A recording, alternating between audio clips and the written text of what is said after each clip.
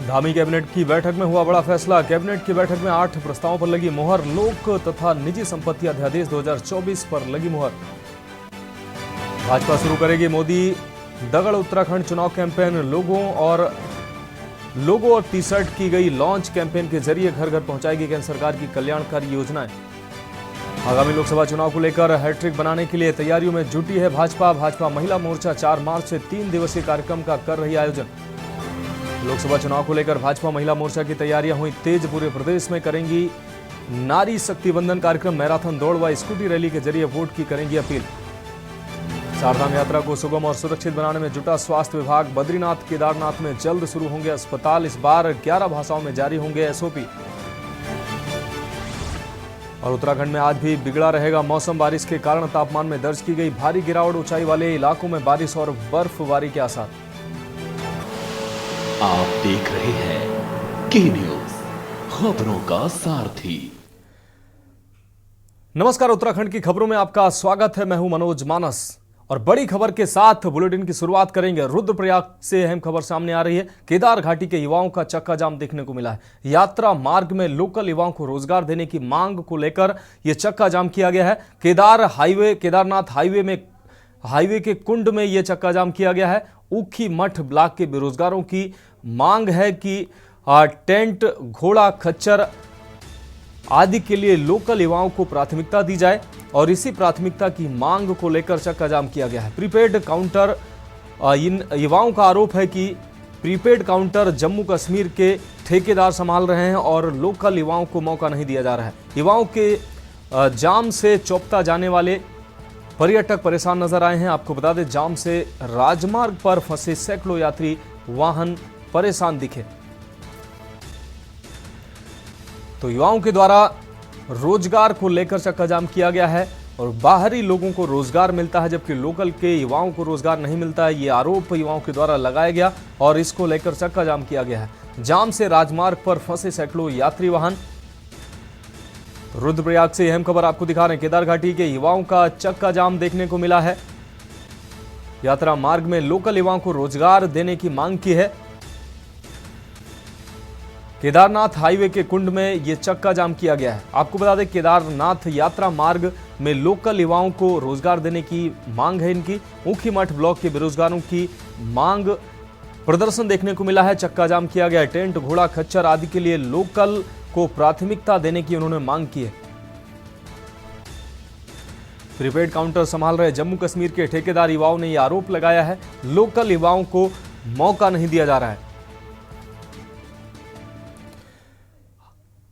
अब रुक करेंगे अगली खबर का। लोकसभा चुनाव से पहले मुख्यमंत्री पुष्कर सिंह धामी की अध्यक्षता में सचिवालय में कैबिनेट बैठक हुई है जिसमें कई बड़े फैसलों को हरी झंडी मिली है। चर्चा के बाद उत्तराखंड लोक एवं निजी संपत्ति क्षति वसूली एक्ट बनाने के प्रस्ताव को मंजूरी मिल गई है। इस एक्ट के बनने से दंगाइयों व प्रदर्शनकारियों की ओर से सरकारी व निजी संपत्ति को नुकसान पहुंचाने पर सख्त कार्रवाई और वसूली का प्रावधान किया जा रहा है। दंगे या आंदोलन में अगर नुकसान किया गया तो संबंधित पर कार्रवाई होगी। अध्यादेश लागू होने के लिए राजभवन भेजा जाएगा। बैठक में ट्री प्रोटेक्शन एक्ट 1976 में संशोधन प्रस्ताव लाया गया है। इसके अलावा कैबिनेट में अन्य कई फैसले लिए गए हैं।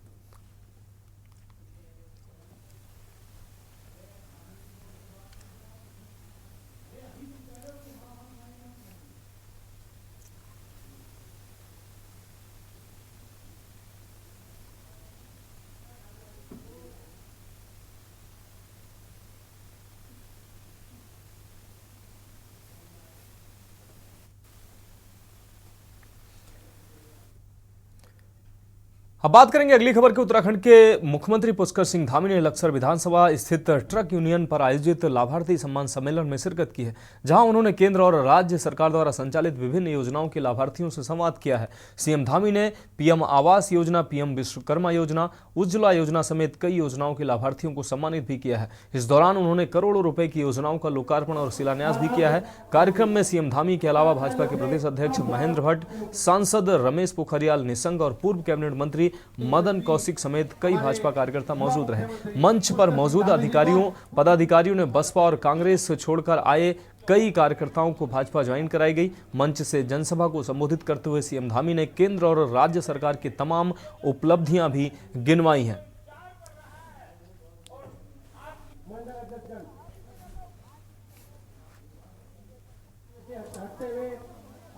स्वागत करेंगे। जोरदार तालियों से आप स्वागत करें यहाँ पे मुख्यमंत्री जी का। या आयुष्मान भारत योजना की बात करें, हर घर नल से जल की बात करें, या वैक्सीन देने की बात हो, या अन्न उपलब्ध कराने की बात हो, चाहे लखपति दीदी बनाने की बात हो, अगर हम इसकी बात करेंगे तो काफी समय लग जाएगा भाइयों बहनों। लेकिन वो योजनाएं हम गिनाते गिनाते वो पूरी नहीं कर पाएंगे, क्योंकि आज कोई ऐसा क्षेत्र नहीं है। अगर लाभार्थियों के बीच में हम आए तो मैं कह सकता हूं कि आज देश का हर एक व्यक्ति लाभार्थी है। मैं देख रहा था कुछ ऐसे नेता जिन्होंने अपने कालखंड में जब वो सत्ता में रहे केवल और केवल अपने परिवारों के लिए काम किया है, या बहुत ज्यादा अपनी पार्टी के लिए काम किया है, पार्टी का अस्तित्व बचाने के लिए काम किया है, जिन्होंने घपले घोटाले किए हैं। रुक करेंगे अगली अहम खबर की। मुख्यमंत्री पुष्कर सिंह धामी ने मुख्यमंत्री आवास देहरादून स्थित कैंप कार्यालय में उत्तराखंड आशा स्वास्थ्य कार्यकर्ती यूनियन और उत्तराखंड भोजन माता कामगार यूनियन के पदाधिकारियों से मुलाकात की है।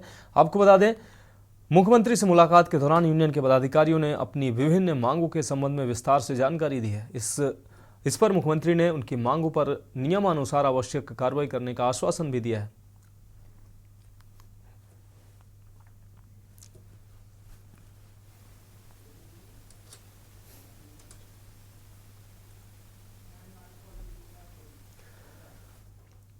अब बात करते हैं अगली अहम खबर की। उत्तराखंड में लोकसभा चुनाव के लिए तमाम राजनीतिक दलों का प्रत्याशियों पर मंथन जारी है। इसके तहत प्रत्याशियों के चयन के पहले चरण में भाजपा ने उत्तराखंड में नया प्रयोग करने से परहेज भी किया है। टिहरी, नैनीताल, अल्मोड़ा लोकसभा सीट पर 4-4 विधायकों की दावेदारी के बावजूद भाजपा ने सिटिंग सांसदों पर ही दांव खेलने का फैसला किया है। वहीं हरिद्वार और पौड़ी लोकसभा सीट पर भाजपा का मंथन अभी भी चल रहा है। भाजपा जीत को लेकर काफी आश्वस्त नजर आ रही है। हालांकि कांग्रेस का तर्क है कि लोकसभा चुनाव के लिए 5 सालों से लापता 3 चेहरे घोषित कर भाजपा, आपको बता दें, आधी चुनावी जंग तो पहले ही हार चुकी है। वहीं माना जा रहा है कि राज्य में लोकसभा चुनाव के लिए आचार संहिता लागू होने से पहले ही टिहरी, नैनीताल और अल्मोड़ा सीट पर प्रत्याशियों की घोषणा कर भाजपा ने मुख्य विपक्षी दल पर दबाव बढ़ा दिया है।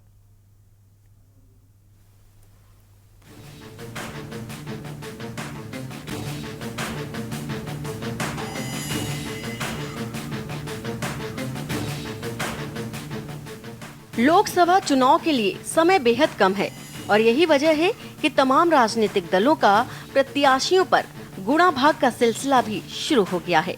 भाजपा अपने विरोधी दलों से इस मामले में एक बार फिर बाजी मार चुकी है। इसके तहत भाजपा ने राज्य की 5 लोकसभा सीटों में 3 सीटों के उम्मीदवारों की घोषणा कर दी है। भाजपा ने 2024 के चुनाव में उत्तराखंड में नया प्रयोग करने से परहेज किया है। इसके तहत टिहरी, नैनीताल और अल्मोड़ा लोकसभा सीट पर 4-4 विधायकों की दावेदारी के बावजूद भाजपा ने सिटिंग सांसदों पर ही दांव खेलने का फैसला किया है।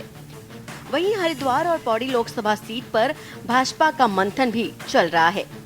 भाजपा जीत को लेकर काफी आश्वस्त है। हालांकि कांग्रेस का तर्क है कि लोकसभा चुनाव के लिए 5 सालों से लापता 3 चेहरे घोषित कर भाजपा आधी चुनाव जंग तो पहले ही हार चुके हैं। जो हमारे 23 विधानसभा जो हम लोग 93 विधानसभा जीत नहीं पाए, लेकिन ऐसी अनेकों उनमें विधानसभा जहां हम लोकसभा में हर बार जीते हैं, तो हमने उसको कैटेगराइज किया है और ऐसा जो बूथ हमारा डी ग्रेड का था बी हो जाए, इस सब रचना के साथ साथ हमने कहा ना, बूथ जीता चुनावी दृष्टि से हमने प्रत्येक बूथ पर 10% अतिरिक्त मत प्राप्त करने का अपनी लक्ष्य बनाया और मैदानी क्षेत्रों के अंदर जितना पिछली बार वोट पड़ा था उसमें 370 अतिरिक्त वोट, 370 में इसलिए कह रहा हूँ कि श्यामा मुखर्जी को श्रद्धांजलि देने का हमको एक अवसर मिलेगा और हमने तय किया है कि मैदानी क्षेत्रों में हम पिछली बार से 370 अतिरिक्त मत पड़ेगा, ऐसा हमने रचना में अपने कार्य रचना में तैयार किया है। देखिए, स्क्रीनिंग कमेटी की बैठक 2 दौर की हो चुकी है। उसमें नेता प्रतिपक्ष आदरणीय प्रदेश अध्यक्ष करण महाराज जी, स्क्रीनिंग कमेटी के चेयरमैन भक्त चरण दास जी और प्रदेश प्रभारी शैलजा जी ने भाग लिया और जो फीडबैक प्रदेश के नेताओं से, कार्यकर्ताओं से हाईकमान को मिला है और सर्वे भी हो रहे हैं। सर्वे के जो आंकड़े आए हैं निश्चित तौर पर उन पर चिंतन मंथन हुआ है। 2 तारीख को आज स्क्रीनिंग कमेटी की बैठक फिर होनी थी, लेकिन कुछ नेताओं की जो है व्यस्तता के कारण स्क्रीनिंग कमेटी की बैठक अब 5 तारीख को होगी और निश्चित तौर पर राज्य में जो भी जिताऊ प्रत्याशी होगा, जनता के बीच जिसने काम किया है, जिसकी लोकप्रियता होगी, ऐसे प्रत्याशी को इस बार कांग्रेस पार्टी चुनाव मैदान में उतारने का काम करेगी। वहीं एक तरफ जहां उत्तराखंड में भाजपा ने 5 लोकसभा सीटों में से 3 सीटों पर अपने उम्मीदवारों की घोषणा कर अपने विपक्षी दलों से एक कदम आगे बढ़ा दिए हैं, तो दूसरी तरफ तमाम विपक्षी दल अपने प्रत्याशियों पर अब तक मंथन कर रहे हैं। इसके तहत मुख्य विपक्षी दल कांग्रेस अब तक प्रत्याशियों को लेकर असमंजस की स्थिति में चल रही है। प्रत्याशियों के चयन के लिए कांग्रेस की स्क्रीनिंग कमेटी की बैठक 6 मार्च को होनी है और इसके बाद केंद्रीय चुनाव समिति के जरिए टिकट फाइनल होनी है। ऐसे में कांग्रेस की ओर से प्रत्याशियों की घोषणा में अभी समय लगने की संभावना जताई जा रही है। इसके साथ ही यूकेडी, बसपा समेत अन्य राजनीतिक दल भी प्रत्याशियों पर मंथन कर रहे हैं। तो इतना ही कहूँगा कि प्रत्याशियों का कोई बहुत बड़ा योगदान नहीं रहा है। केंद्र सरकार से कोई भी ऐसी बड़ी योजना ये लाने में पिछले 5 साल में नाकाम रहे हैं और ये क्षेत्रों में भी नहीं रहे हैं, इसीलिए बार बार लापता होने के पोस्टर्स लगते रहे।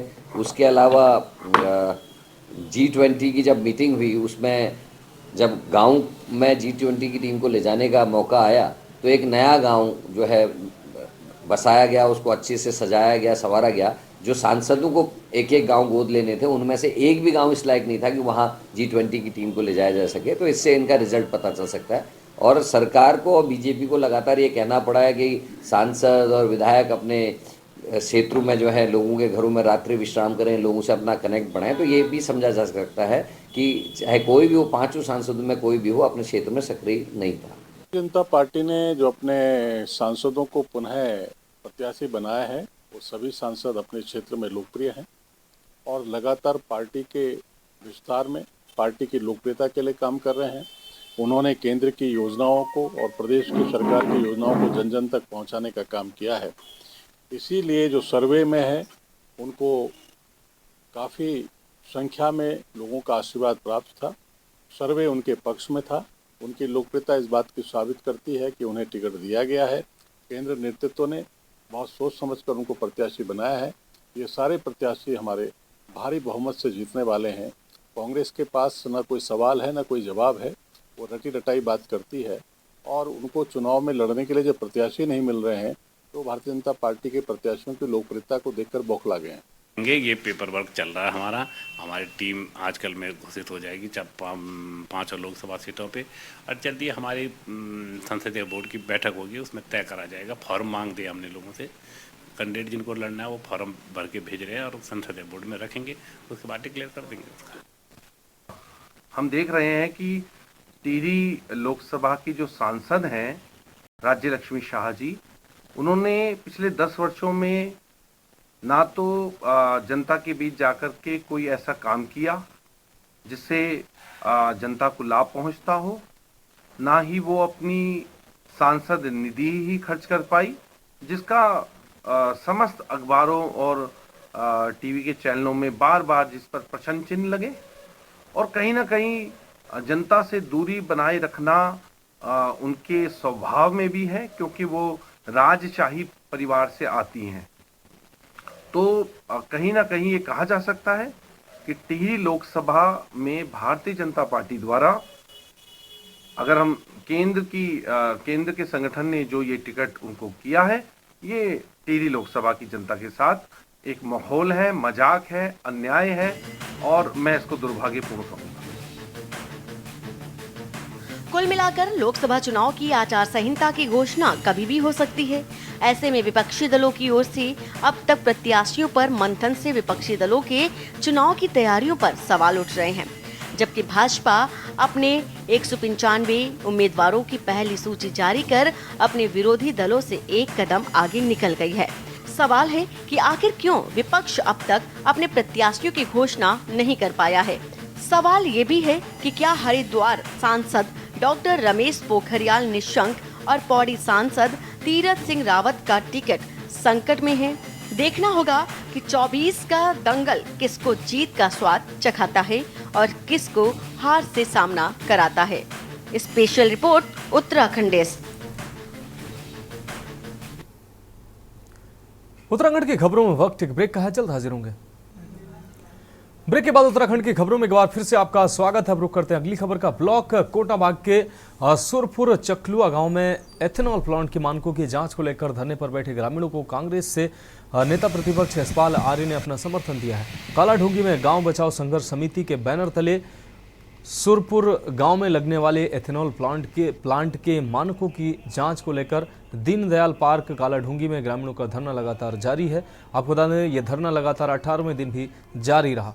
आज वरिष्ठ कांग्रेसी नेता गोविंद सिंह कुंजवाल व नेता प्रतिपक्ष यशपाल आर्य ने धरना स्थल पर पहुंचकर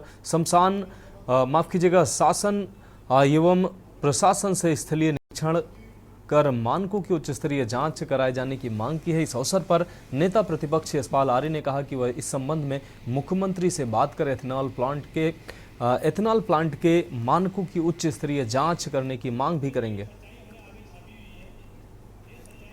देखिए, रामपुर गांव है, वहां पर एथेनॉल प्लांट को सरकार द्वारा मंजूरी दी गई है। पूरी जानकारी है कि एथेनॉल प्लांट के जो नॉर्म्स हैं बनाए जाने के, लगाए जाने के, उसकी बिल्कुल लगातार अनदेखी की गई है। एथेनॉल प्लांट में जिन अधिकारियों ने मानकों की अनदेखी की है, सरकार को उसके खिलाफ तो कार्रवाई करनी चाहिए। बढ़ेंगे अगली खबर की ओर। जिलाधिकारी देहरादून व जिला निर्वाचन अधिकारी सोनिका ने आज ऋषि पर्णा सभागार में मीडिया प्रतिनिधियों के साथ बैठक की है। इस दौरान उन्होंने आगामी लोकसभा चुनाव को लेकर व्यवस्थाओं के संबंध में जानकारी दी है। उन्होंने बताया कि जिले में 10 विधानसभाओं के अंतर्गत 1880 मतदान स्थल हैं। इसमें कितने PWD आपको बता दें पुरुष व महिला वोटर हैं, इन सभी की लिस्ट हमारे पास है। मतदान को लेकर हमारा उद्देश्य है कि अधिक से अधिक वोटर अपना वोटर लिस्ट में नाम जुड़वाएं व मतदान करने के लिए प्रेरित हों। उन्होंने आमजन से भी अपील की है कि अधिक से अधिक संख्या में अपना मतदान करें और लोकतंत्र को मजबूत बनाएं।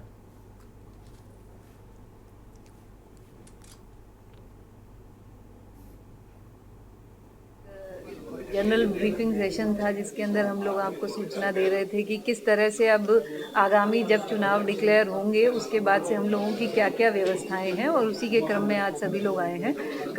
जैसे मैंने बताया दोबारा से कि हमारे ज़िले में 10 विधानसभाएं हैं और 10 विधानसभाओं के हिसाब से हमारे पास जो मतदान स्थल हैं वो हमारे करीबन 1880 हैं। इसमें हमने अलग अलग तरह से, जैसे कितने PWD वोटर्स हैं, कितने सर्विस वोटर हैं, कितनी महिलाएं पुरुष, हमारे पास पूरी डिटेलिंग है इस चीज़ की।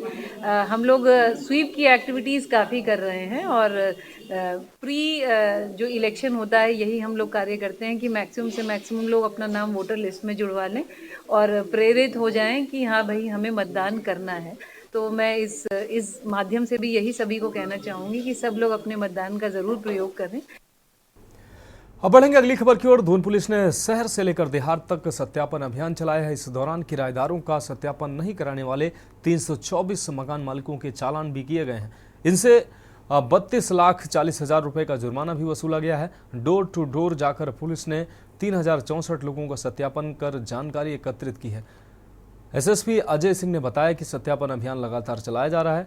सभी थाना क्षेत्रों में पुलिस की अलग अलग टीमों ने पीएससी के साथ मिलकर सत्यापन अभियान चलाया है। किराएदारों, बाहरी जनपदों से कार्य करने आने वाले लोगों, रेहड़ी ठेली वालों, स्क्रैप डीलर, कबाड़ियों और अन्य संदिग्ध व्यक्तियों का सत्यापन किया गया है।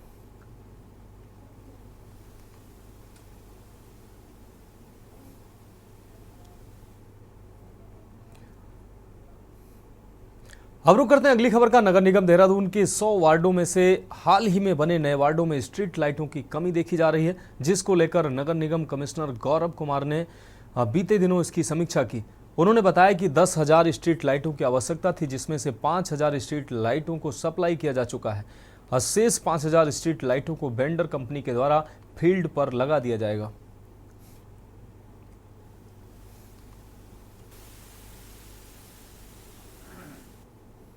कि जहाँ जहाँ नई नई लाइट्स की आवश्यकता हो रही है, नए वार्ड्स में या नई कॉलोनीज़ में, वहाँ पर लगातार लाइट की सप्लाई कर रहे हैं। कुछ दिन पूर्व मेरे द्वारा समीक्षा की गई थी, तो उसमें कुल 10,000 लाइट का शॉर्टफॉल था। उसमें से मुझे अवगत कराया कि 5,000 लाइट्स हम सप्लाई कर चुके हैं। 5,000 लाइट्स भी जैसे ही हमारी वेंडर कंपनी के द्वारा सप्लाई की जाती है, उनको भी। अब बात करेंगे अगली खबर के रामनगर व आसपास के इलाकों में शनिवार और रविवार को हुई लगातार 2 दिन की बारिश के बाद जहां एक और आम जनजीवन पूरी तरह से ठहर गया है, वहीं एक बार फिर से ठंड ने अपना असर दिखाना शुरू कर दिया है। लगातार बारिश के बाद रामनगर की पेयजल आपूर्ति भी सोमवार को पूरी तरह से ठप हो गई। बारिश के कारण उत्तराखंड जल संस्थान के पेयजल प्लांट को भी भारी नुकसान हुआ है। ऐसा हुआ है 3 तारीख 2 तारीख में जो बारिश हुई है, उसके कारण हमारा वाटर ट्रीटमेंट प्लांट का आपका जो कॉपर डैम हमने बना रखा है वो पूर्णतः क्षतिग्रस्त हो गया है। तो इससे जो हमारा पानी का लेवल है वो डाउन चला गया है। हमारा WTP के लिए, उसमें WTP में पानी नहीं आ पा रहा है। अभी हम उसको JCB के माध्यम से कॉपर डैम के बना रहे हैं। शायद आज शाम तक हमारा कॉपर डैम बन जाएगा। कल से हम पानी जो है सुचारू कर देंगे। हमारी दूसरी पेयजल योजना बांगाजाला पेयजल योजना है, उसमें भी जो है मलबा आने के कारण जो है उसका पानी भी हमारा बंद हो गया है। परंतु अभी वहाँ पे हमने आदमी भेज दिए हैं काम करने के लिए, JCB द्वारा काम किया जा रहा है और वो भी जो है शाम तक हम सुचारू करेंगे। तो उत्तराखंड की खबरों में अभी मेरे साथ इतना ही, और आगे आप देखिए के न्यूज़ इंडिया का विशेष कार्यक्रम मंथन हमारे प्रधान संपादक दुर्गेन चौहान जी के साथ।